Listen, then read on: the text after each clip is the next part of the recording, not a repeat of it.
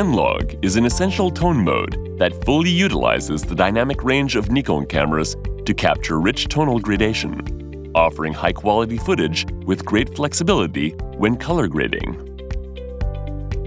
In this video, we'll introduce the fundamental exposure control methods and camera settings for shooting in N-Log through actual shooting scenarios. We'll start with the exposure control methods. When shooting video, you don't have as much freedom to change the ISO sensitivity and shutter speed as it greatly affects the look of the video. Therefore, you mainly need to control exposure using the aperture and an ND filter. ISO sensitivity may affect dynamic range and noise performance, so it's best to set the ISO sensitivity to the base sensitivities for each camera. For example, when shooting in N-Log with the Z6 III, the base sensitivities are ISO 800 and ISO 6400. Changing the value of the shutter speed can affect the motion blur and increase flicker issues, so there are restrictions for using shutter speed to control exposure. A good way to avoid flickering in video is to set the shutter speed according to the frequency of the power supply, unless otherwise intended. For example, in regions where the frequency of the power supply is 50 Hz, and when recording at 30 frames per second, setting the shutter speed to 150 reduces flickering. In most cases, after adjusting these basic settings, you will control the exposure using the lens aperture and an ND filter. We will now introduce camera functions that are useful to control exposure. The first is View Assist. Images in N-Log tone mode have flat tonal gradations as they are, making it difficult to determine the appropriate exposure when viewed on the monitor. In order to correctly control exposure, it is necessary to convert the image to standard contrast. You can do this with the View Assist function. As a general rule, we recommend turning on View Assist when shooting in N-Log.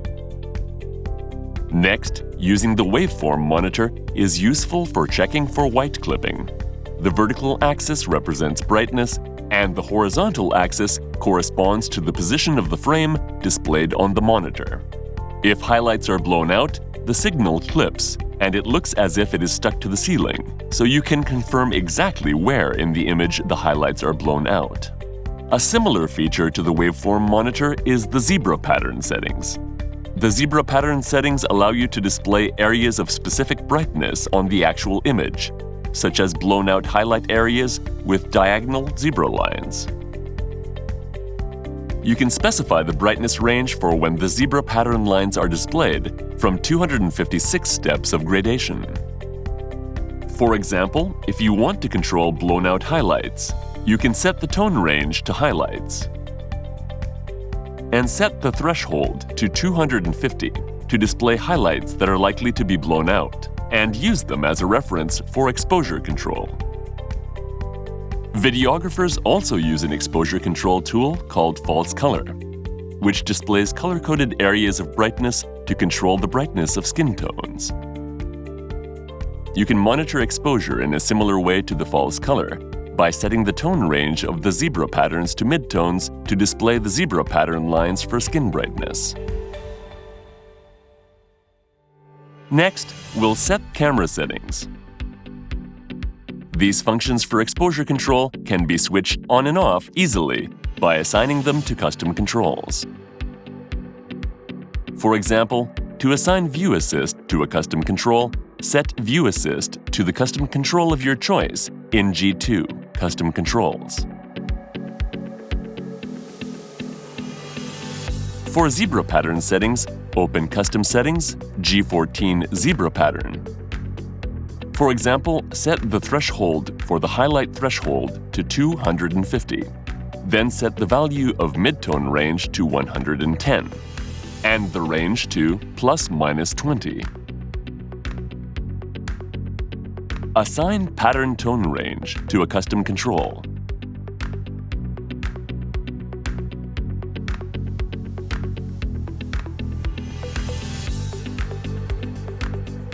For Waveform Monitor, select G17 Brightness Information Display and Waveform Monitor in Custom Settings. In G18, Custom Monitor Shooting Display, assign brightness information to one of the displays, 1 to 4.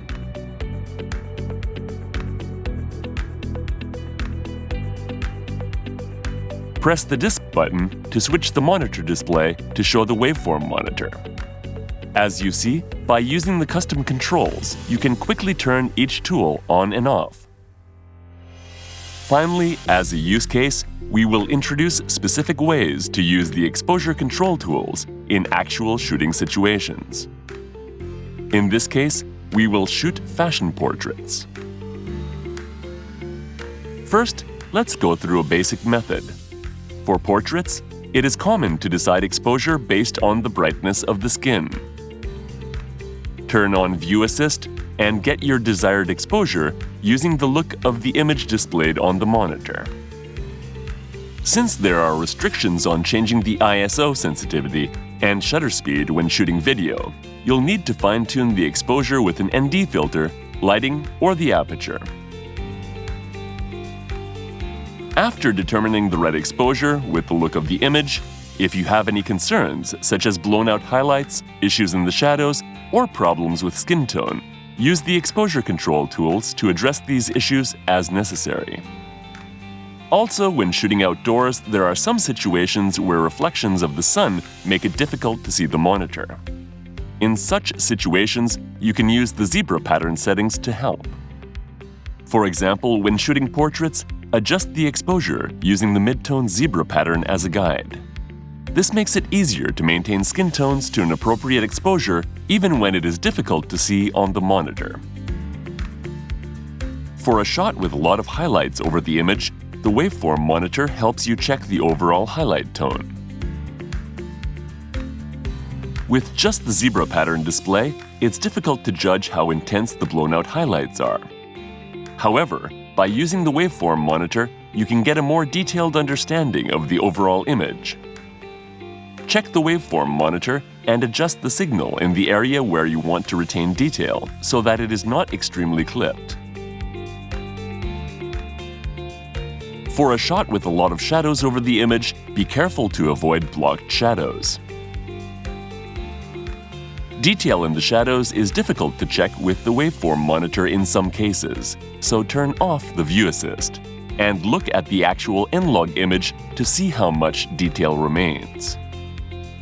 When you want to raise the ISO sensitivity in dark scenes like this, set the camera to ISO 6400, the base sensitivity in the high sensitivity range, which will help reduce noise in the shadow range. So, for example, compared to ISO 5000, ISO 6400 will have less noise. There are many ways to manage exposure, but we encourage you to use the standard methods described in this video to find the way that best suits your shooting style.